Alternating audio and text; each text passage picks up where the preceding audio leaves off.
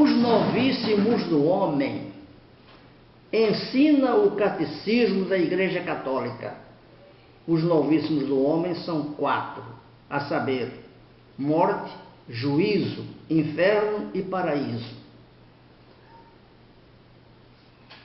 Lembra-te dos teus novíssimos e nunca pecarás. Era uma máxima que ouvíamos, sobretudo, antes do Concílio Vaticano II.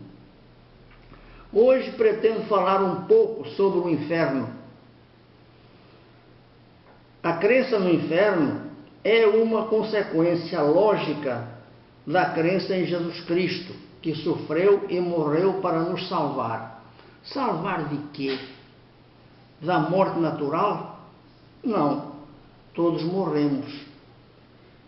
De outros males, como doenças? Também não. De quê, então? Como ele afirmou diversas vezes, para nos salvar da condenação eterna, do inferno, e nos obter o paraíso. Ele lhe salvou um ladrão. Hoje mesmo estarás comigo no paraíso. Um papa recentemente afirmou: quem acredita em Jesus Cristo acredita no inferno. Isto, posto em linguagem matemática, lógica simbólica de Bull, equivale a dizer: quem não acredita no inferno não acredita em Jesus Cristo. É o contrapositivo. Se a primeira é verdadeira, se eu acredito em Jesus Cristo, então acredito no inferno. A contrapositiva é: se eu não acredito no inferno, não acredito em Jesus Cristo. Estas duas implicações têm o mesmo valor lógico. Se uma é verdadeira, a outra também o é.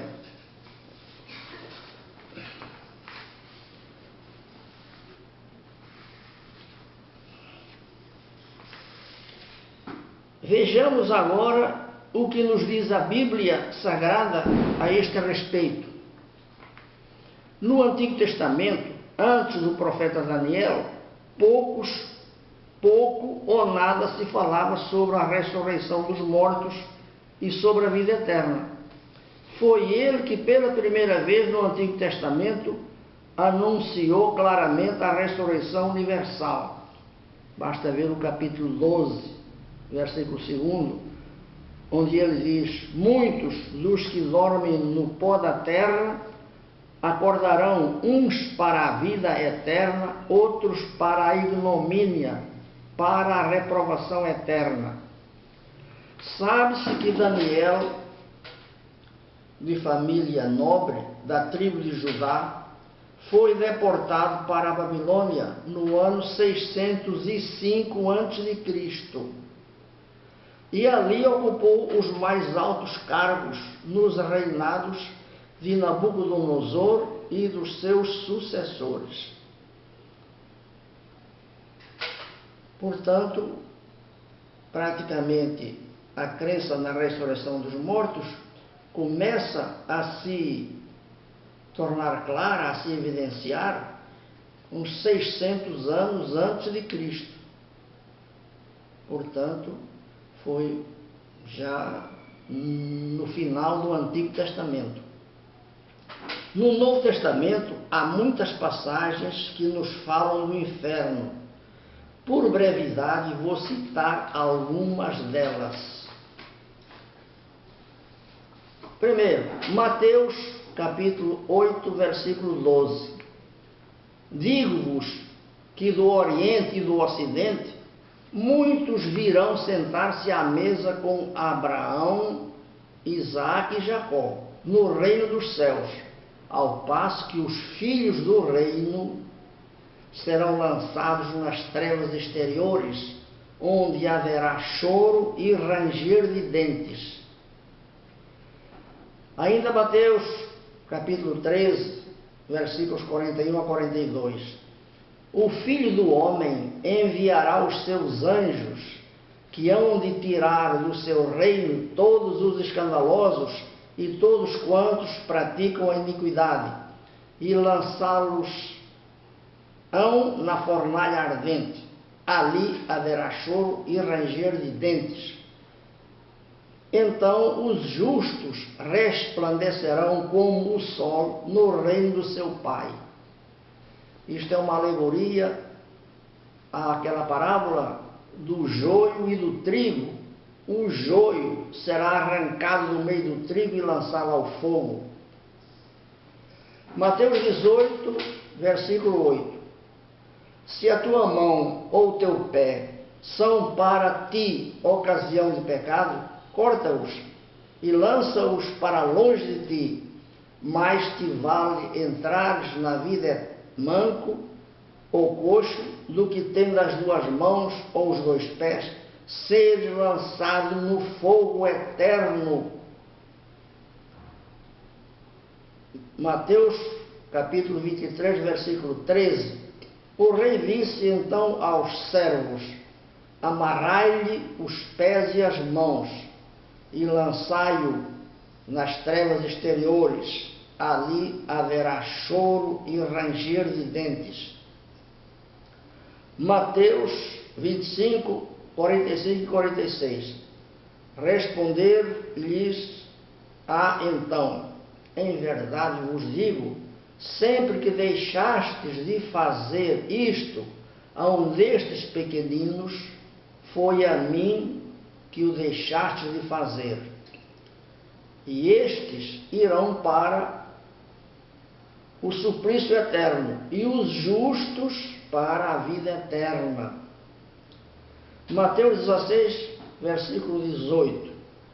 Também eu te digo, tu és Pedro, e sobre esta pedra edificarei a minha igreja, e as portas do inferno nada poderão contra ela.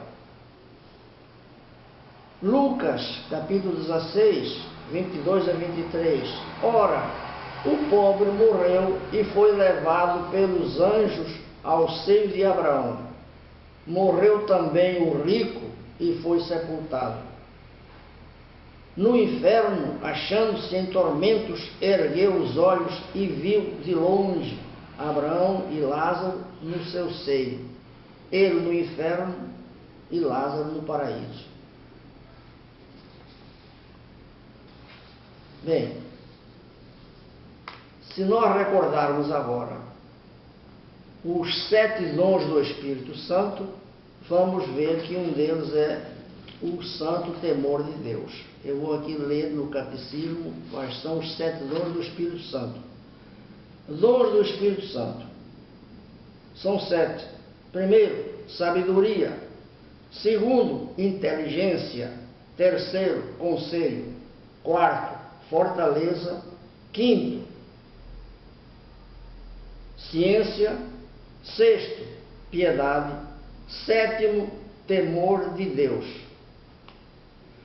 Há também uma máxima que diz: o temor de Deus é o princípio da sabedoria. Então, é o princípio. Claro que no estágio mais elevado, o temor de Deus passa a segundo plano, enquanto o amor a Deus passa a primeiro plano. Mas há uma certa gradação, há um certo aperfeiçoamento, uma certa escalada, desde o temor de Deus até o amor de Deus. Então, o primeiro estágio é a pessoa ter um certo, até bastante, temor a Deus, não fazer coisas erradas, observar os mandamentos para não ser castigado. E, uma vez ultrapassado este estágio, vem o estágio do amor. Então, a santidade tem vários estágios, mas o primeiro patamar está mais presente. No primeiro patamar está mais presente o temor de Deus. Hoje em dia, após o Concílio Vaticano II, é muito raro ouvir-se falar nas homílias ou homilias, nos sermões dos padres nas igrejas, falar do inferno e do purgatório. Eu praticamente não me lembro de nenhuma missa que eu tenha assistido ultimamente que algum padre tenha explorado este tema, tenha alertado os fiéis para a existência do inferno. Só se fala em caridade, só se fala em amor a Deus. Claro que Deus é a suma bondade, infinita bondade, mas também Deus é infinitamente justo, não tolera a mínima iniquidade, o mínimo pecado diante dele. Então, a simbologia que o inferno consiste em fogo é uma simbologia. O inferno, na realidade, consiste no afastamento, na privação de Deus. Nós nos afastamos voluntariamente de Deus, que é a suma felicidade. Então, este afastamento, esta não aceitação do amor divino, que nos afasta da felicidade eterna, isto é que é o inferno.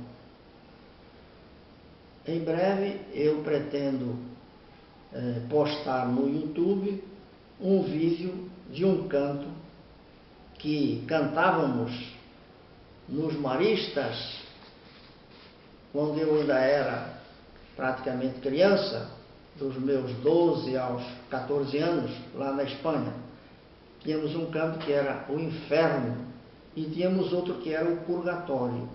Estes cantos reforçavam em nós o temor a Deus, que é o princípio da sabedoria.